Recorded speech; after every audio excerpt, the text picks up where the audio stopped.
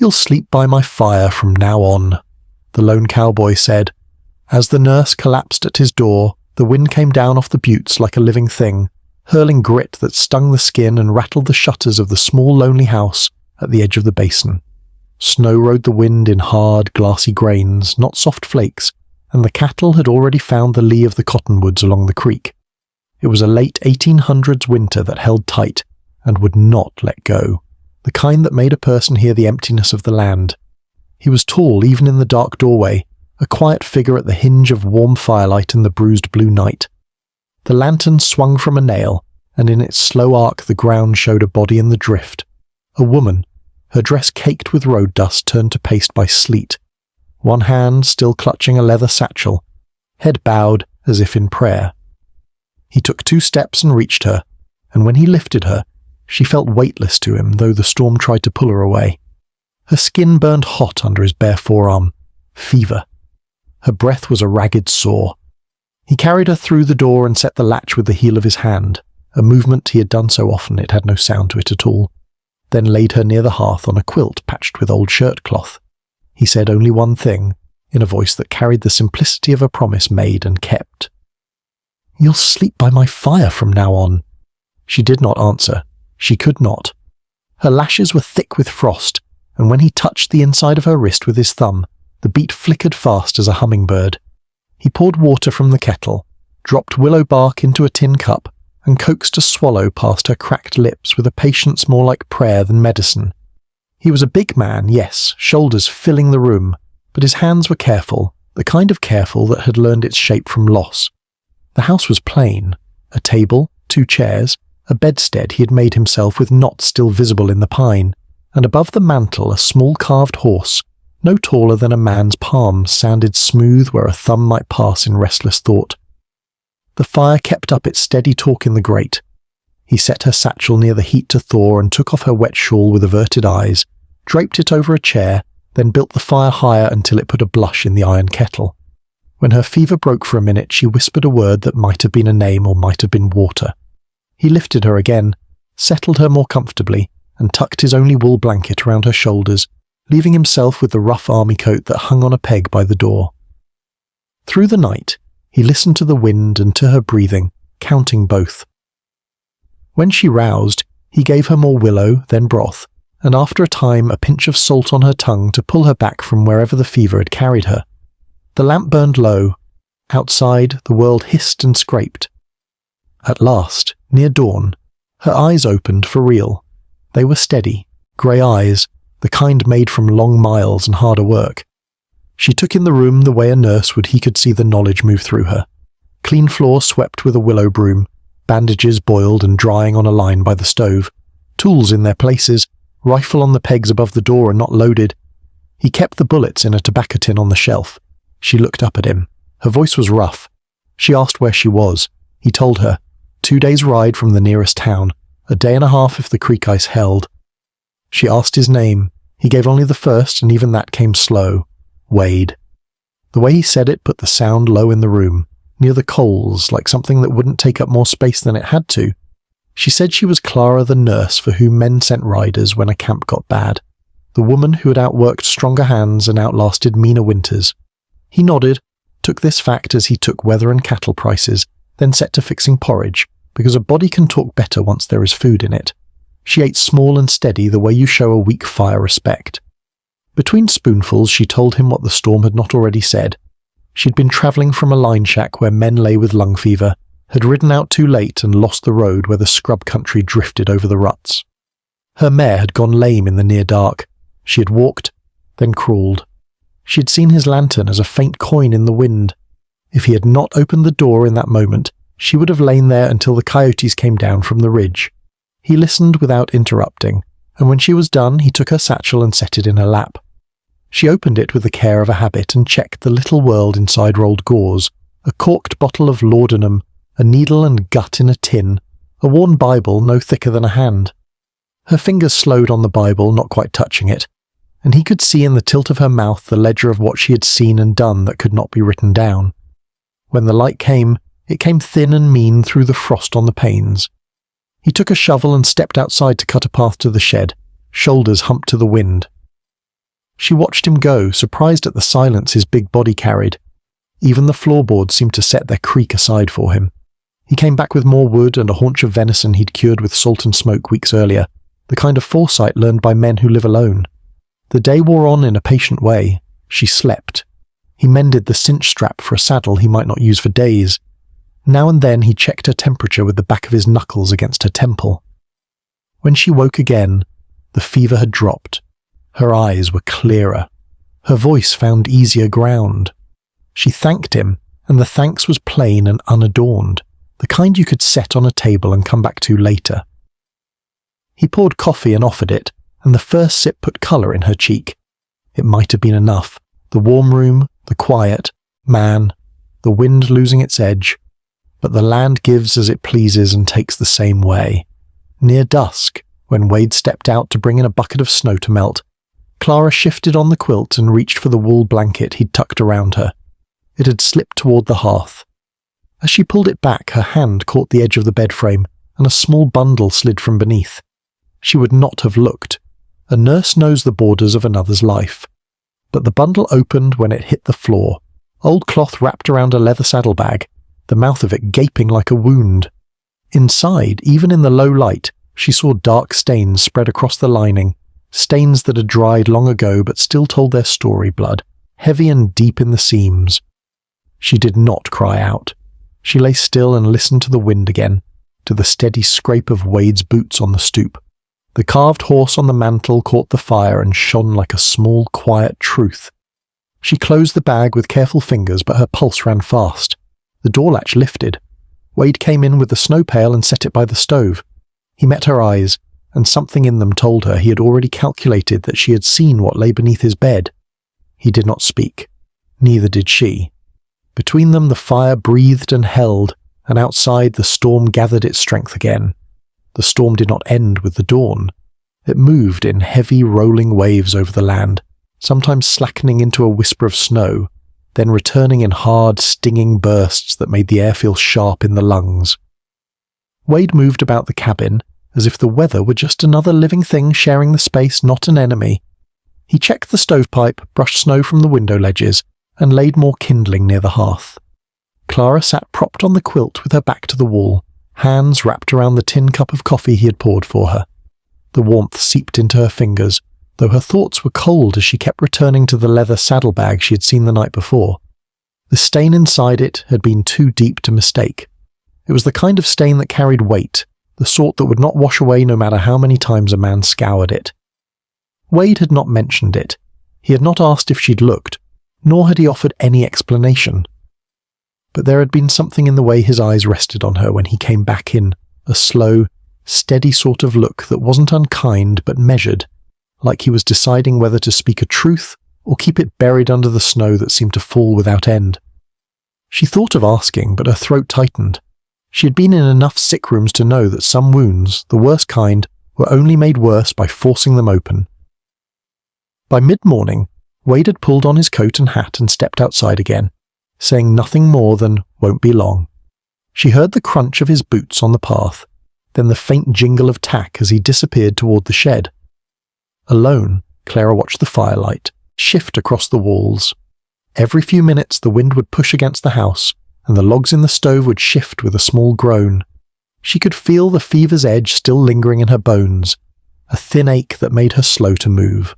The satchel, with her instruments and medicines, was close by, and she reached for it, taking comfort in the familiar weight of the contents. Through the frost on the window pane, she caught sight of him in the yard. He had let out a bay gelding from the shed and was brushing snow from its mane. The animal stood steady, steam rising from its flanks, while Wade's big hands moved in smooth, practiced strokes. It was strange how someone with such a presence could move with so much quiet, how he seemed to measure out his strength so nothing around him broke. She had seen too many men in mining camps and railroad towns who mistook size for power and power for cruelty. Wade was something else, something she couldn't quite put a name to. When he returned, he brought with him the sharp scent of the cold and a small stack of split wood balanced easily under one arm. He set it by the hearth, then straightened, pulling off his gloves. His gaze went to her, checking, she realized, for signs the fever had returned. "You're stronger today," he said. his voice low, not a question but a statement. She nodded, sipping the last of the coffee, letting its bitterness sit on her tongue. He busied himself with trimming the wick on the lamp, then poured more water into the kettle. The silence between them was not uncomfortable, but it was thick with things unsaid. She wanted to know where the blood had come from, who it had belonged to, and why a man like him lived alone this far from any other soul. But she knew better than to demand answers too soon. People, she had learned, revealed themselves in their own time, or not at all. It was past noon when the sound came, distant, muted by the snow but sharp enough to make Wade lift his head and still his hands. Hoofbeats. Not the steady rhythm of a single rider, but several, the cadence uneven as if the horses were fighting the wind. He crossed to the window, pulled back the curtain with 2 fingers, and looked out toward the rise where the track from town cut through the drifted sage. His jaw tightened. "Stay inside," he said. He reached for the rifle above the door and slid the tobacco tin from the shelf. The metallic rattle of cartridges falling into his palm was quick and sure. Clara set her cup down, her heart pushing hard against her ribs. "Who is it?" she asked. But he didn't answer, only checked the chamber and eased the rifle's lever closed. The riders appeared a moment later, 3 of them, dark shapes against the pale sweep of snow. They came down the slope slow, not rushing, but with a certainty that made Clara's stomach knot. Wade stepped out onto the porch, rifle in hand but angled low, his broad shoulders making the doorway seem narrow. The wind caught his coat, snapping it, against his legs. From inside, Clara could hear the crunch of the hooves as the riders stopped a dozen yards from the porch. The one in front called out, voice muffled by scarf and snow.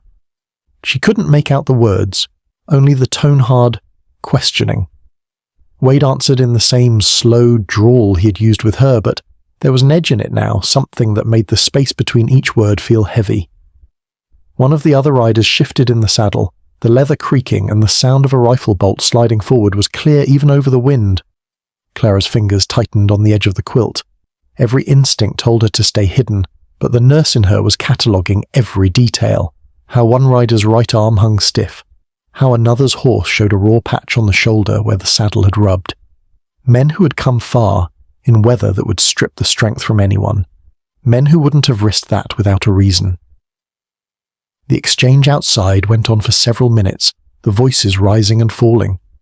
Then Wade's shoulders shifted, and he took a single step forward off the porch, into the snow. The leader leaned in his saddle, spat into the drift, and turned his horse. Without another word, the 3 of them wheeled and rode back up the slope, the wind swallowing the sound of their departure. When Wade came back inside, he set the rifle by the door but didn't remove his coat. Snow clung to his hat brim, melting and running in thin lines down the leather. Clara waited, but he said nothing, only checked the fire and added another log. His eyes met hers for a fraction of a second before he turned away, but it was long enough for her to see it. Something old and dangerous stirring behind the quiet. Whatever had passed between him and those riders was not finished, and in that moment she knew the storm outside was not the only one she would have to weather in this place. The rest of the day felt stretched, every minute pulled thin over the silence Wade carried back in with him. He didn't pace, didn't mutter, didn't give anything away. He worked, as men like him always did when the air between them grew heavy, checking the stove, mending a strap, sharpening a knife with slow, even strokes. Clara watched him over the rim of her cup, waiting for some sign that would let her ask the question sitting in her throat.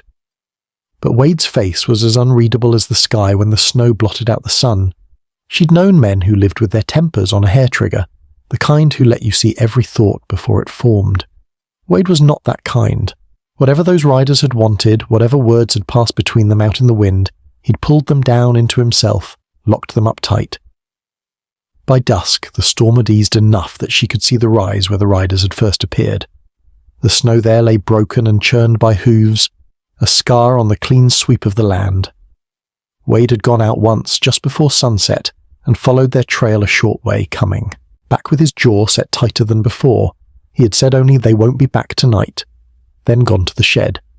She wanted to believe him, but the way his hand lingered on the rifle's stock when he passed it made her think otherwise. When darkness came, it brought a brittle kind of stillness.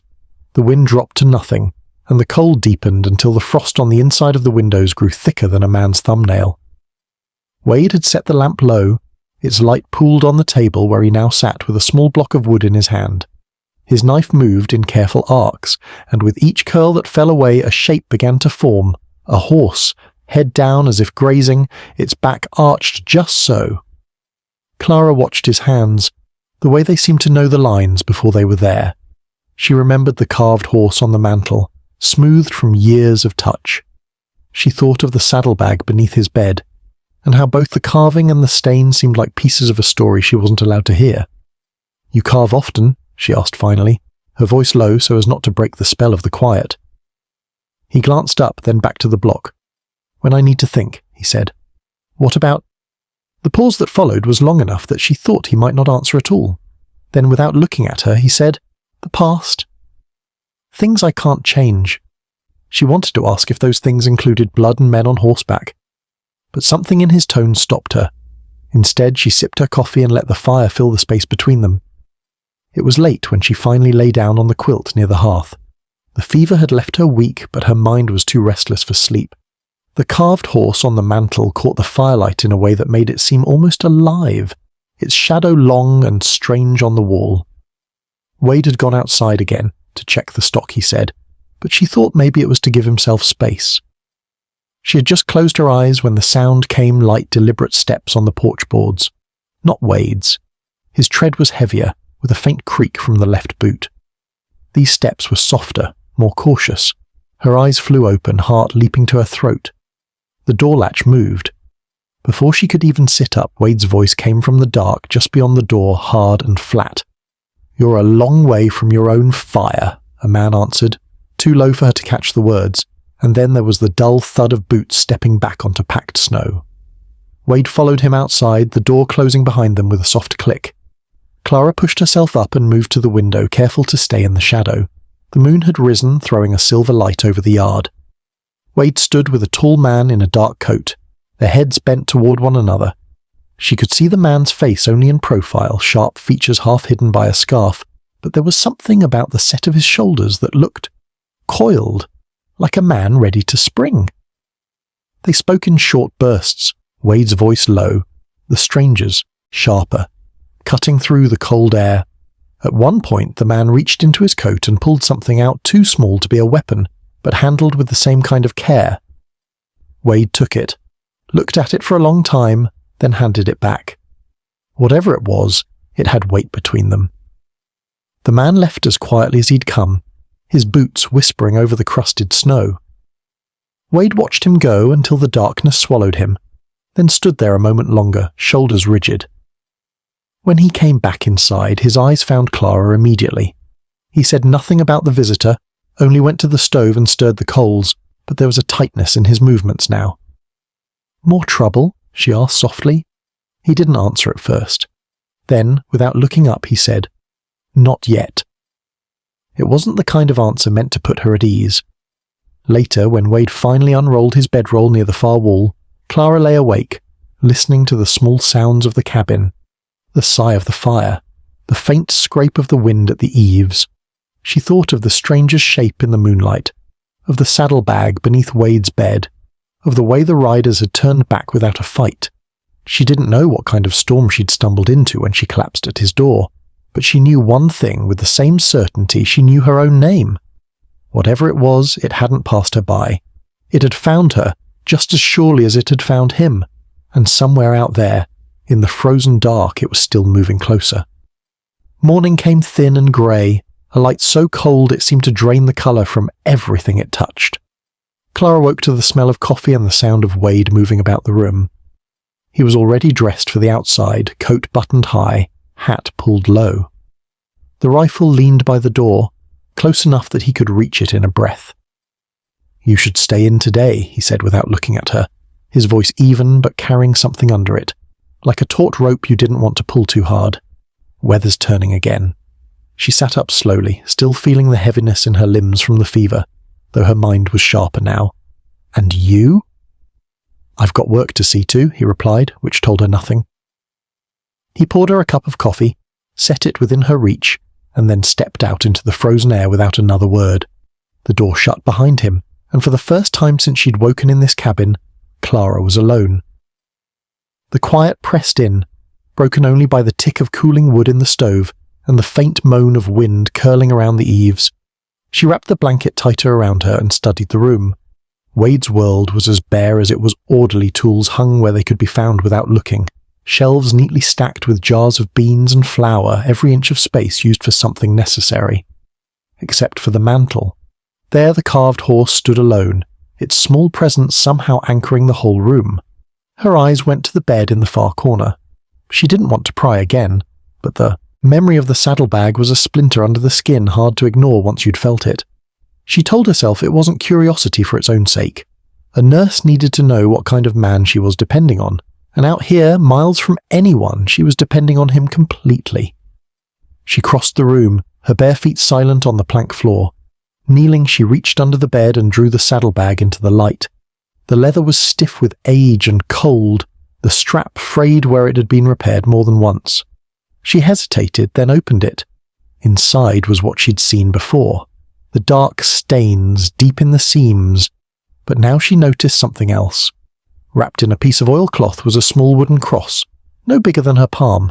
It was roughly made, the edges worn smooth by years of handling. On the back, scratched into the wood, were the letters WM and a date, 1870. She turned it over in her hands, wondering what kind of man carried such a thing alongside blood-stained leather. A keepsake from someone lost? A marker of something he couldn't let go of? She had no answers, only the quiet weight of it in her palm. The sound of boots in the snow made her start. Quickly, she rewrapped the cross, pushed the saddlebag back into its place and stood, the blanket clutched around her. Wade came in, a gust of cold following him. His eyes swept the room, settling on her with that same measured look he had given her the night she arrived. "You shouldn't be up yet," he said, setting a small burlap sack on the table. He began to untie it, revealing strips of venison and a handful of dried apples. "Brought these from the smokehouse. We'll need to make them last." Clara moved back toward the hearth, feeling the heat on her face. "Those men yesterday," she began, keeping her tone casual. "Did they want something from you?" Wade didn't look up from arranging the food. "Everyone wants something out here," he said. "Some just ask quieter than others." It wasn't the answer she wanted, but she let it go for now. She could feel him shutting doors in his mind, one by one, and pressing would only make him bolt them tighter. The day passed slow. Wade worked outside, mending the fence near the shed, and Clara kept to the cabin, darning a tear in her shawl and rationing the wood so the fire burned steady but not wasteful. Once, near midday, she saw movement on the Ridge 2 riders, just far enough away to be shapes against the snow. They didn't approach, only lingered there for a while before vanishing back the way they'd come. When Wade returned, she told him what she'd seen. He listened without interrupting, his face unreadable, then asked how long they'd stayed. "Long enough to make me wonder," she said. "That's long enough," he muttered, more to himself than to her. He didn't say more, but that night, after supper, he oiled the rifle and laid it within easy reach of the bedroll he kept near the door. Clara noticed he didn't light the lamp as high as usual, leaving the cabin, in more shadow than light. As she settled on the quilt by the hearth, she realized something had shifted. Wade had been careful with her since she arrived, but now his caution felt different, not just toward her, but toward the air around them, as if the walls themselves had ears. Long after the fire sank to embers, she woke to the sound of footsteps outside again. They were slower this time, circling the cabin. She lay still, every nerve alert, and heard the faint scrape of something along the wall just below the window. Then Wade's voice, low but close, from where he must have been standing in the shadows.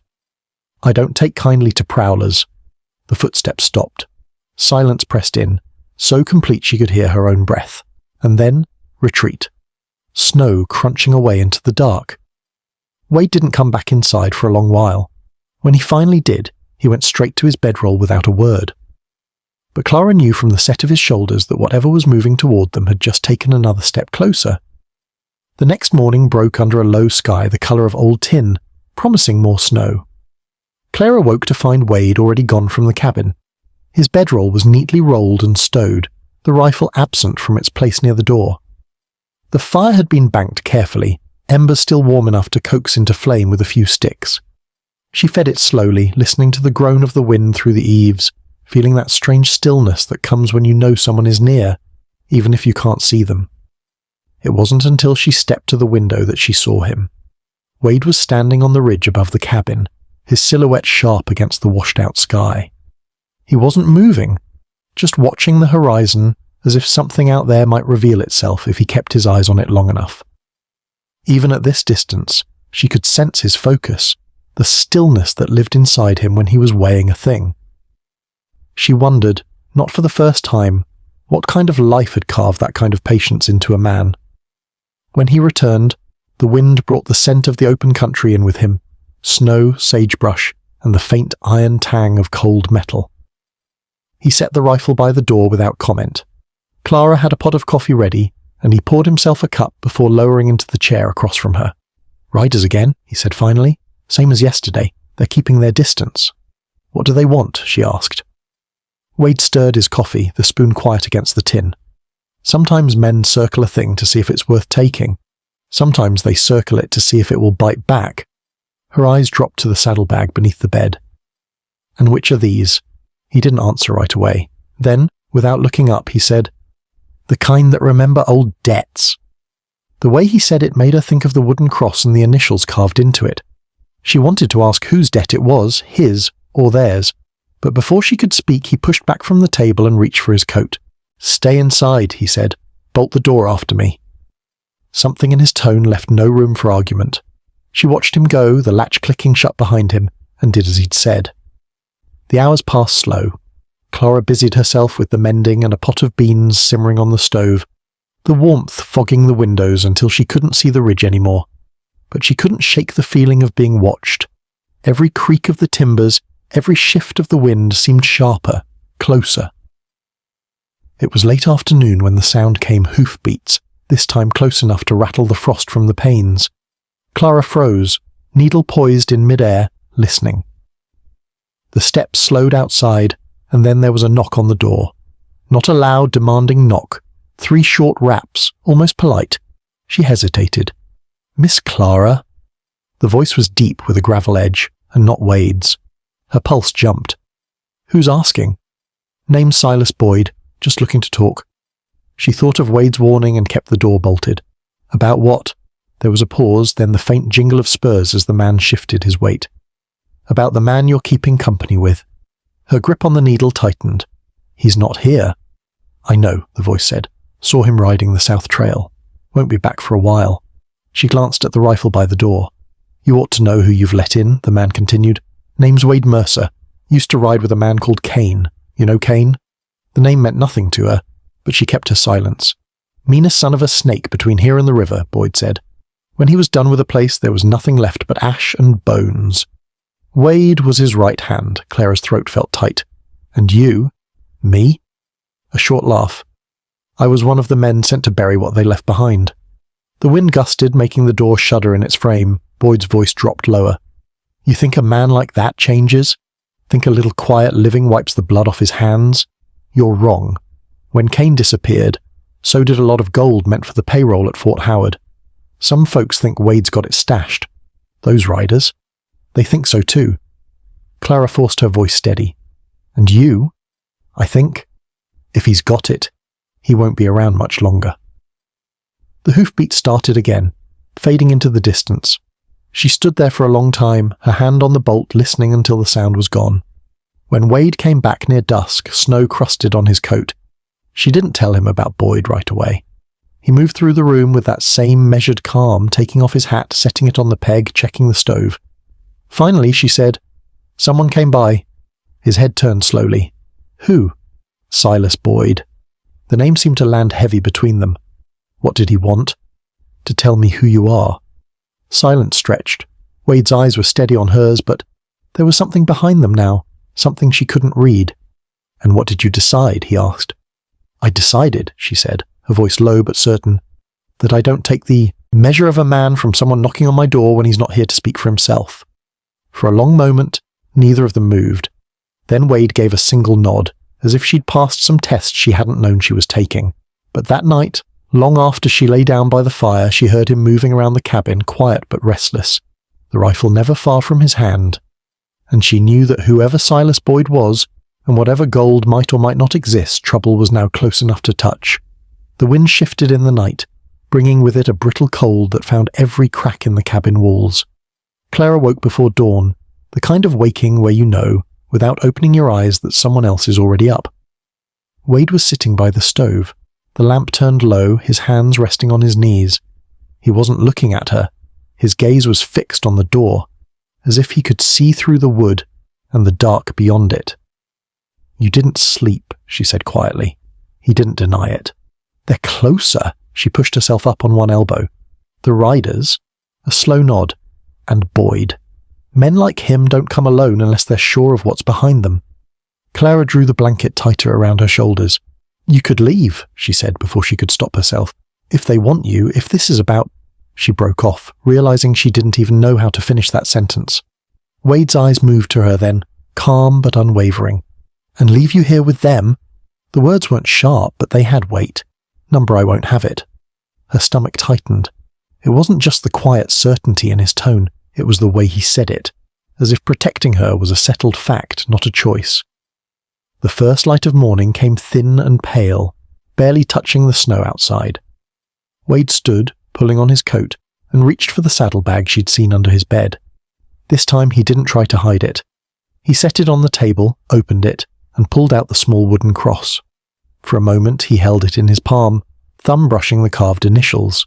"W.M., Clara said softly. "My brother," Wade said. His voice was rough in a way she hadn't heard before. "William Mercer. Died 12 years ago. Kane shot him." Clara's breath caught. "And you?" "I rode with Kane after that," Wade said. "Not because I wanted to, but because I needed to be close enough to put a bullet in him when the time came. Took me 4 years to get it done. By then, I'd done things I can't take back." He wrapped the cross back in the oilcloth and returned it to the bag. "The gold they talk about, it was Kane's, stolen from soldiers' pay. When I killed him, I buried it. Left it there." "Where?" she asked. Wade's gaze held hers for a long moment. "Somewhere they'll never think to look. Somewhere it can't buy anyone's soul." The room was quiet except for the faint tick of cooling metal in the stove. Clara wanted to believe him. No, she realized, she did believe him. But belief didn't change the fact that men were riding the ridges, waiting for their moment. By midday the sky had darkened again, the air heavy with the promise of more snow. Wade came in from the shed carrying a length of rope and a pair of saddlebags that didn't match.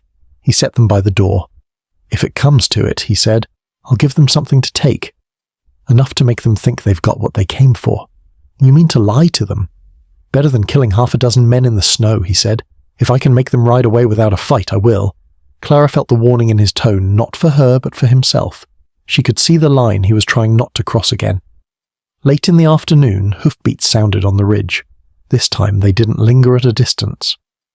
3 riders came down slow, the snow crunching under their horses' hooves. Wade stepped outside before they reached the porch, his coat flaring in the wind, rifle slung but ready. Clara moved to the window, her hands tightening on the sill. The lead rider was Boyd. She recognized his voice even before he pushed his scarf down to speak. "Morning, Mercer," Boyd called. "You've had time to think on what I said." Wade didn't move from where he stood. "I told you before, there's nothing here for you." Boyd laughed, the sound dry as old paper. "We both know that's not true. Hand it over and we ride out. Make us chase it, and this place won't stand the night." Wade shifted his weight, slow and deliberate. "You're trespassing, Boyd. Turn around while you still can." One of the other riders spat into the snow. Ain't much of a threat coming from a man holed up with a woman. Clara felt the heat rise in her face, but Wade's expression didn't change. "Last chance," he said, his voice carrying over the wind. "Go." For a moment Clara thought Boyd might take it. He sat back in the saddle, eyes narrowed, then nodded once. But as he turned his horse, he said over his shoulder, "We'll be back when the dark comes. Think on how you want this to end." The 3 of them rode off, their shapes swallowed by the falling snow. Wade came back inside, shutting the door hard enough to rattle the frame. He set the rifle against the wall and leaned both hands on the table. "They'll come at night," he said, "and when they do, I want you in the loft above the shed. There's a ladder out back. Keep low. Don't move unless you have to." "I'm not hiding while they—" "You are," he said, looking at her with a steadiness that left no room for argument. "You're not part of their fight with me, and I won't have you caught in the middle." She opened her mouth to argue again, but something in his eyes stopped her. It wasn't fear. It was something heavier, like a man who had carried too many ghosts already and didn't mean to add another. That night, when the light began to fade, Wade checked the rifle one last time and laid the mismatched saddlebags on the table. Outside, the snow was falling thick and fast, the kind of snow that muffled sound and made the world feel smaller. Clara sat by the fire, her heart pounding, knowing that before the night was over the stillness would break, and when it did, she would find out just how far Wade Mercer was willing to go to keep his word. The snow kept falling, thick enough that the world beyond the porch was just a shifting wall of white. Night settled in without a sunset, the light fading until the only glow came from the fire in the stove and the single lamp on the table. Wade moved like a man checking a trapline, every step deliberate, making sure nothing was left to chance. He'd packed the mismatched saddlebags with strips of venison, a few coins, and an old wool shirt enough weight to feel like something worth taking, but worthless to the men coming for it. Clara stood by the hearth, the heat of the fire warming her front while the draft at her back reminded her how thin the cabin walls really were.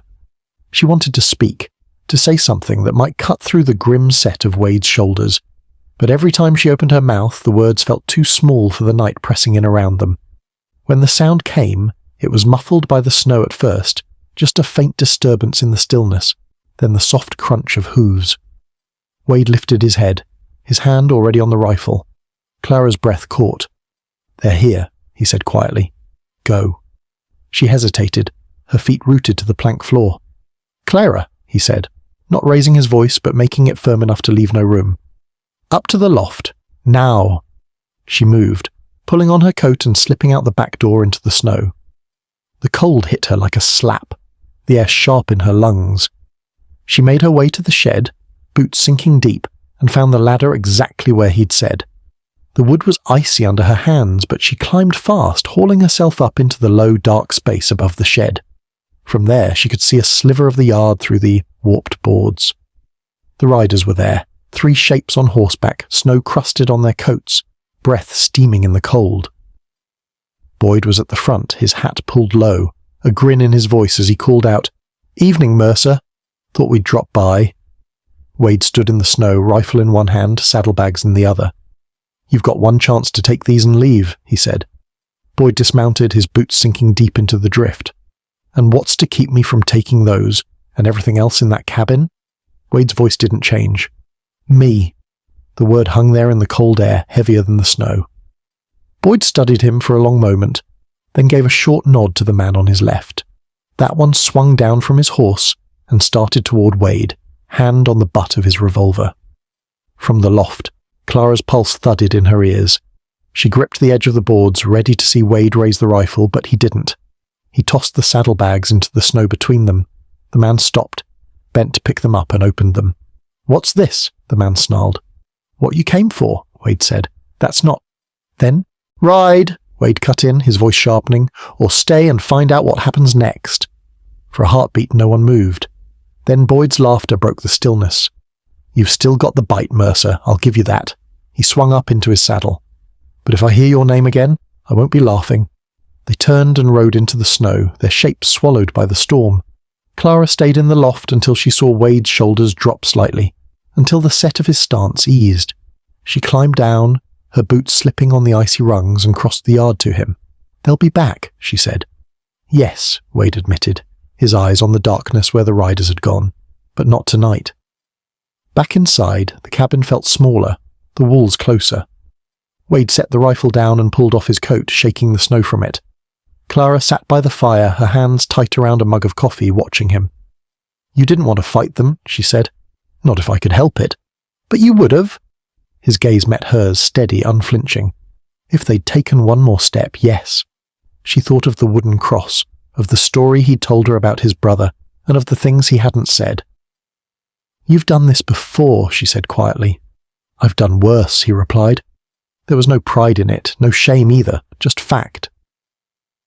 They sat in silence for a while, the only sound the pop of the fire. Clara found herself thinking of the ridges beyond the cabin, of the men who would be waiting out there for the right moment. She thought of how easily the snow could hide things, footprints, bodies, truths. "Wade," she said finally, If they come back, I'm not running again, his brow furrowed. You will? No, she shook her head.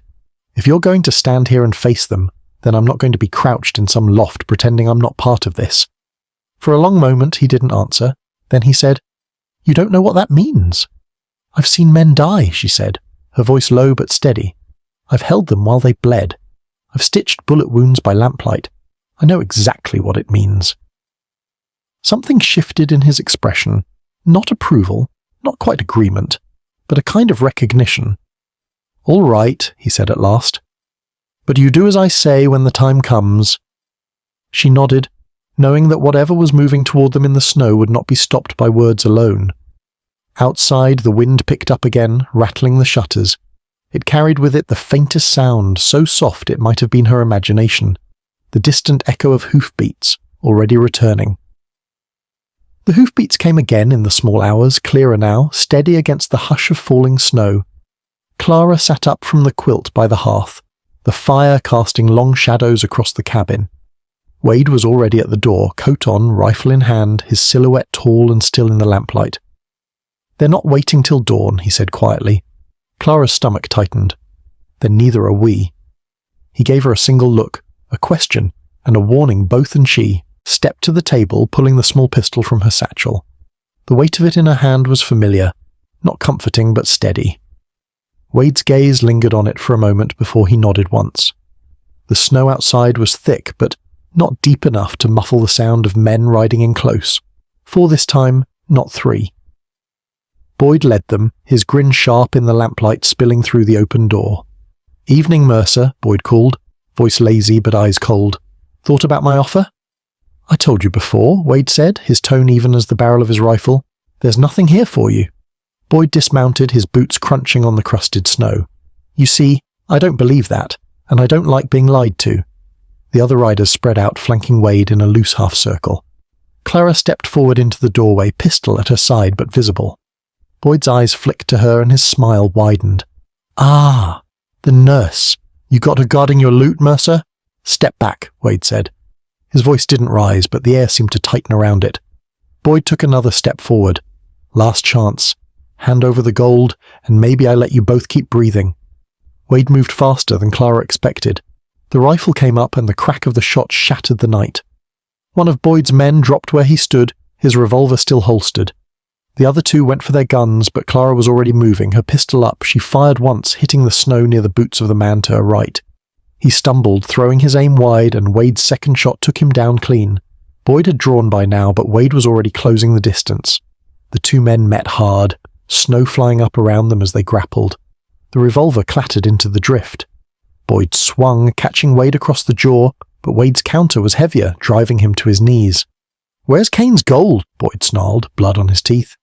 Gone, Wade said, his voice like iron. Gone where you'll never touch it. With a final blow, Boyd went still in the snow. The only sound was Wade's breathing and the faint hiss of the falling flakes. Clara lowered her pistol slowly, her hands trembling now that the moment had passed. She stepped forward, her eyes scanning the yard. One man was groaning in the drift, clutching his arm. The other 2 lay still. Wade stood over Boyd for a long moment, then stepped back, his breath clouding in the cold. They're finished here, he said. What's left of them will ride out come morning. Inside, the fire's warmth felt almost unreal after the bite of the night air. Clara set her pistol on the table and poured water into a basin, watching as Wade wiped the blood from his knuckles. You could have killed them all, she said. I've done enough of that, he replied. His eyes met hers. Better to let what's left of them carry word. No one will come looking again. She wanted to ask if he believed it, but instead she only nodded. The weight in her chest was loosening now, replaced by something else, something that felt dangerously like relief. Later, as the snow eased and the first grey light of morning touched the horizon, Wade stoked the fire and looked at her across the small room. When you're strong enough to ride, I'll take you into town, he said. She hesitated. And then...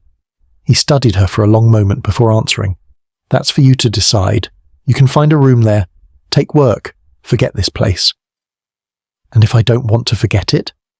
The corner of his mouth twitched, almost a smile. Then you'll sleep by my fire from now on. The The wind rattled the shutters once, then fell still, leaving only the quiet between them and the crackle of the flames. Clara didn't answer right away. She didn't have to. Because in the cold light of that morning she knew the truth. Whatever storms lay ahead, she'd face them here. And you. If you've read this far, you already know that some fires are worth staying for, so pull your chair closer, keep watch on the ridge, and listen for hoofbeats in the snow. Because out here, in the wild stillness, the next chapter is always coming.